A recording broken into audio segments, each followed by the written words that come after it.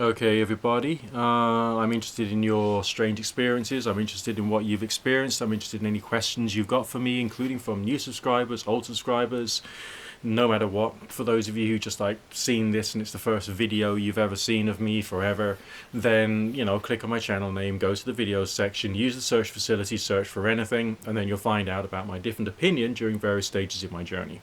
Remember, of course, this channel's been going for about 17 years, and there's tons and tons and tons of searchable stuff there. So plenty of your questions will already be answered. But if there hasn't been answered, or you want me to cover something again with fresh eyes, then the comment section is down there, and I'm more than happy to help. So what have I been doing recently? I've recently finished a book reading a book on the subject of grimoires, and it's explained a lot of the complicated interplay between politics, religion, magic as a discipline, and how changes in technology and society has influenced magic as well, and how the various different legalistic rules occur, which then persecuted various things and encouraged other stuff, and it was all very, very, very complicated. The book itself doesn't actually go into magic as a discipline for the purposes of attempting to generate spiritual experience and then to attempt to have anomalous phenomena. Instead, it was just essentially just the history and just a few of the claims of some of the people that was out there. And I rather like that they even mentioned some of the imagery which I used to see way back in Prediction magazine years ago. And these were regarded as being pulp grimoires, just like in the back of a magazine somewhere, something which is not necessarily real, but says that it's real and important and the rest of that.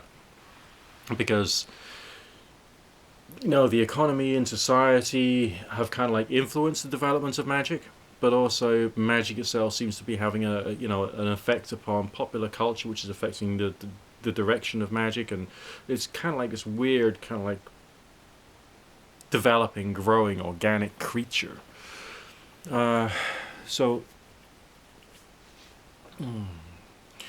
taking that into account, and from what I've read about this, you got to look at traditional books of magic in a very different light. And of course, looking at ritual and ceremony in a very different light. Because all of these people I've read about, they all created very different grimoires. They all created very different things with some similar themes in it. Okay, and a lot of it goes back to some of the older stuff, a couple of hundred years back. But it's still a question of invention, and an invention of ceremony and doctrine and dogma and sigillation, and all of this stuff created by people and thrown in together. Often, in some cases, based upon a hoax, but on the other hand, because there's falseness to that, it seems like they develop a life of their own. There's kind of a phenomenological thing about magic and about magic books. All right, they appear in society, and then society finds ways of giving it meaning, whether it's good or bad, and different social groups will give it meaning based upon whether it's good or bad. And that's because of where they're coming from. So essentially what you see when you see someone being critical of some of, in this particular example, the subjects of magic, what you're really doing is you're listening to them talking about what they think.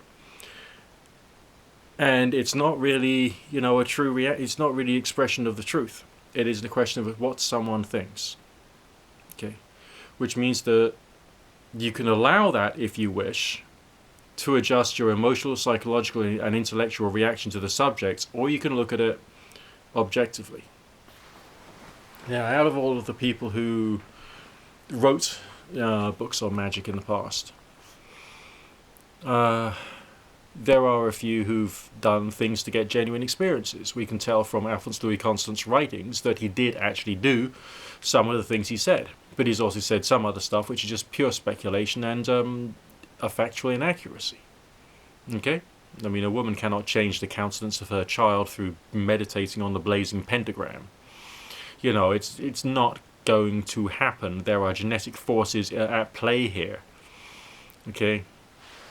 But that was still something that Alphonse Louis Constant spoke about, and was of course criticised by A.E. Waite when he did the footnotes and of the version of Transcendental Magic which I currently have. So some of these people are genuine experimenters, and they've come to some conclusions which may be true or may be erroneous. Some of them are just not good, all right? And I don't think that there's this gap in the middle.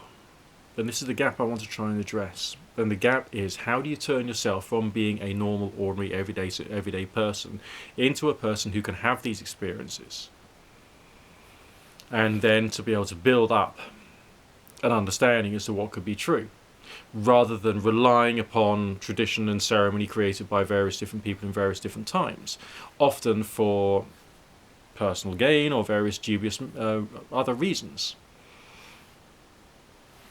So think, with a pinch of salt when you're looking at the old books on magic, because you can put some of this stuff to the test, but some of it you probably wouldn't want to. Okay, like I saw a spell in the book that I was reading that involved using the skin of a wolf and all kinds of other like entrails type things, and I thought, this is just gross. I mean, the people who are actually like doing that, whether it's to scare other people or whether it's because they actually believe it, there's a certain level of sickness there. All right, it's not wholesome. It's not well thought through. It's bad vibration stuff. You know what I mean? It's just madness. Basically, it's just a form of psychotic madness. And all of these books, they don't really go into the psychic development. They don't really go into feeling of the energy, or indeed how to develop yourself to become more spiritualistic. That, I think, is a big problem. So therefore, the only thing that you see is the folk myth. It's the symbols. It's how intoxicating it is to your senses to see quite so much in terms of sigils and planetary symbols and weird prayers written by weird people, sometimes in a weird language or weird pronunciations.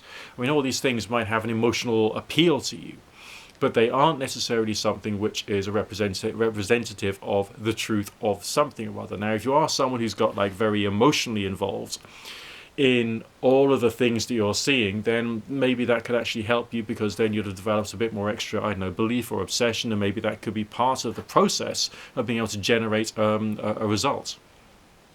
But it's only part of the process. It's not studying the mechanisms of what goes on in the mind when you're attempting to do something strange. So focusing your attention away from tradition, away from the magic books, and back to this, all right? Because this is, the body, the brain, the nervous system. This is the real magical tool, isn't it? Okay, so you got to be able to be practicing meditation states, prayerful states, ascended states, doing a body scan meditation, doing the opening of the 7 chakras, doing the ascension meditation. These things become part of your not only preparation for doing stuff, but also part of your training.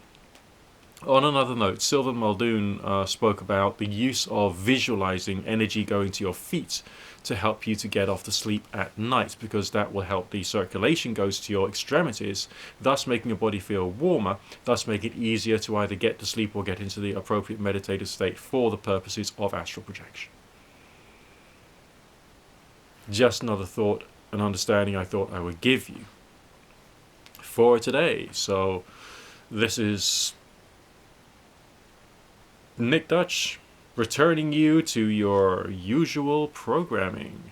Don't forget to rate, comment, subscribe, favorite, and share. And yeah, search through all my old stuff, because some of it's quite good and some of it's not as good. But either way, there'll be something there which will inspire you and give you the opportunity to think, and more subjects to experiment with and investigate.